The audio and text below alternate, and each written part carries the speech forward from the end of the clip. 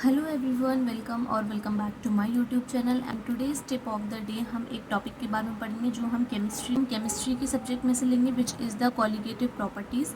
इसके हम colligative properties के बारे में जानेंगे कौन कौन सी होती है। तो चलिए चलते हैं। वीडियो शुरू करने से पहले प्लीज़ मेरे चैनल को लाइक करें, सब्सक्राइब करें एंड शेयर करें। तो प्रॉपर्टीज़ के बारे में हम बात करते हैं। पहली कॉलिगेटिव प्रॉपर्टी आती है हमारी relative lowering of vapour pressure. Relative lowering of vapour pressure के अगर हम बारे में बात करते हैं तो ये इसका जो फॉर्मूला होता है वो होता है हमारा P naught minus P upon P naught equals to कितना होता है आई एक्स। एक्स जो होता है वो हमारा सल्यूट होता है, ठीक है। जहाँ पर मैंने लिखा है where P naught equals to vapour pressure of the pure solvent, ठीक है।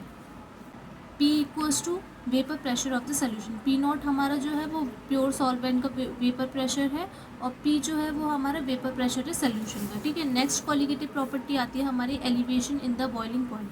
बॉइलिंग पॉइंट का एलिवेशन के बारे में हम बात करते हैं तो इसका जो फॉर्मूला होता है वो होता है हमारा T B minus T naught equals to I K B और ये एम, ठीक है। जिसमें हमारा टी बी के बारे में बात करते हैं। टी बी जो होता है वो हमारा बॉइलिंग पॉइंट होता है सोल्यूशन का। टी नॉट जो होता है बॉइलिंग पॉइंट होता है हमारा प्योर सॉल्वेंट का और एम जो होता है वो हमारी मोलैलिटी होती है हमारी सोल्यूशन की, ठीक है। नेक्स्ट कॉलिगेटिव प्रॉपर्टी आती है हमारी depression in the freezing point. Depression in the freezing point के बारे में हम बात करते हैं तो इसका जो फॉर्मूला होता है T naught minus T F equals to I K F. जो भी हमारा बॉइलिंग पॉइंट का था एलिवेशन सेम ऐसे ही है बट थोड़ा सा डिफरेंस है। तो आई equals to I K F M, जिसमें हमारा टी नॉट जो होता है वो फ्रीजिंग पॉइंट होता है प्योर सॉल्वेंट का। टी एफ होता है हमारा फ्रीजिंग पॉइंट ऑफ सोल्यूशन का। एम जो होता है वो हमारी सेम मोलैलिटी होती है सोल्यूशन की, ठीक है। नेक्स्ट कॉलिगेटिव प्रॉपर्टी आती है वो आती है हमारी ऑस्मोटिक प्रेशर।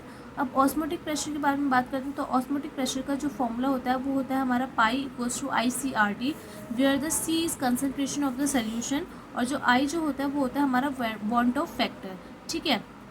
इसमें अगर हम नॉन इलेक्ट्रोलाइट्स के बारे में बात करते हैं, अगर हम नॉन इलेक्ट्रोलाइट्स यूज़ कर रहे हैं जिसमें हमारा वॉन्ट ऑफ फैक्टर हमारा 1 माना जाएगा। इलेक्ट्रोलाइट के लिए कुछ कंडीशंस होती हैं। कंडीशंस ये होती हैं कि अगर वॉन्ट ऑफ फैक्टर ज़्यादा होता है 1 से तो इसका मतलब क्या होता है if salute particles undergo dissociation in the solution.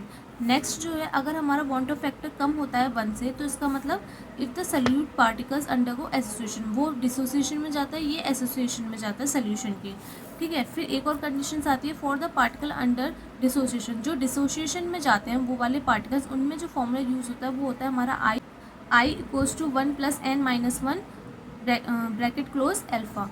और एल्फा को एक और फॉर्मूला क्या होता है I minus 1 upon N minus 1, जहाँ पर जो एक्स होता है वो हमारा डिग्री ऑफ डिसोसिएशन होता है। नेक्स्ट जो कंडीशन आती है वो आती है हमारी एसोसिएशन की कंडीशन, ठीक है। तो इसका फॉर्मूला आप मुझे बताएंगे। तो ये हो गए हमारे कॉलिगेटिव प्रॉपर्टीज़। कौन कौन सी हो गई हमारी? सबसे पहली कॉलिगेटिव प्रॉपर्टी थी हमारी relative loading of vapour pressure, दूसरी थी हमारी elevation in the boiling point, तीसरी थी हमारी डिप्रेशन इन फ्रीजिंग पॉइंट और चौथी थी हमारी osmotic pressure. So if you like my videos to subscribe my channel icon, ताकि आपको अगली टॉपिक की वीडियो की नोटिफिकेशन मिल जाए।